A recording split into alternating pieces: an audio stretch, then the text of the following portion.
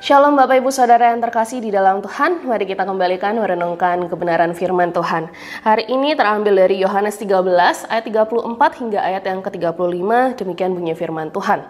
Aku memberikan perintah baru kepada kamu, yaitu supaya kamu saling mengasihi. Sama seperti aku telah mengasihi kamu, demikian pula kamu harus saling mengasihi. Dengan demikian semua orang akan tahu bahwa kamu adalah murid-muridku, yaitu jikalau kamu saling mengasihi. Bapak Ibu Saudara, dalam membina sebuah hubungan, kita perlu menyadari bahwa kita semua diciptakan sama di mata Tuhan, serupa dan segambar dengan Tuhan.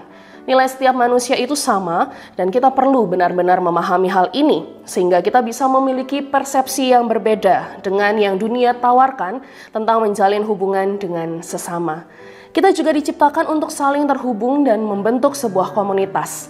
Nah, tantangannya saat ini adalah bagaimana menjadi komunitas yang mencerminkan pribadi Tuhan Yesus di dalamnya. Jawabannya adalah melalui cara kita mengasihi satu sama lain, termasuk bagaimana kita menghadapi sebuah konflik. Yohanes mencatat bahwa kita akan dikenal dunia sebagai pengikut Yesus jika kita saling mengasihi. Dalam kitab Matius, Yesus mengajarkan kita untuk mengasihi musuh dan berdoa bagi mereka yang menganiaya kita. Di masa itu, orang Yahudi hidup dalam penganiayaan bangsa Roma. Mengasihi musuh mereka adalah sesuatu hal yang sangat mustahil, bukan sekedar sulit untuk dilakukan. Namun inilah pengajaran Tuhan kita, bagaimana mengasihi orang yang bahkan sulit untuk kita kasihi. Itulah yang membuat kita berbeda dengan dunia. Dengan mengingat bahwa Tuhan sudah lebih dahulu mengasihi kita, itu dapat memampukan kita untuk mengasihi. Mengasihi tanpa syarat adalah ekspresi kasih yang sempurna.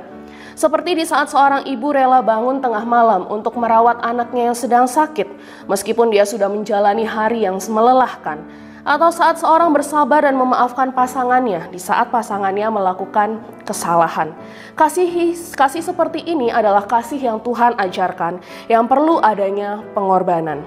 Ketika kita bisa mengasihi terlepas dari perasaan sakit kita sedang mengasihi dengan iman karena kita tahu kasih kita adalah bentuk ketaatan kita, rasa hormat kita, dan bersumber dari rasa syukur bahwa Tuhan telah terlebih dahulu melakukannya terhadap kita. Kasih yang demikian tidak hanya menggerakkan orang lain, tetapi mengubah dan membuat kita menjadi semakin serupa dengan Kristus. Bapak Ibu Saudara, gereja terdiri dari orang-orang dengan berbagai etnis dan latar belakang yang berbeda-beda. Tapi kesamaan kita adalah kasih kita kepada Yesus. Semakin kita mengasihi Tuhan, semakin kita bisa mengasihi sesama. Karena kita akan terdorong untuk mengasihi mereka yang Tuhan kasihi. Kasih menyatukan dan menjaga hubungan. Mari bersama kita renungkan Bapak Ibu Saudara, bersyukurlah kepada orang-orang yang telah Tuhan tempatkan di sekitar diri kita. Kita memikirkan mengapa Tuhan menempatkan mereka di sekitar kita dan bagaimana kita bisa mengasihi mereka lagi. Tuhan Yesus memberkati.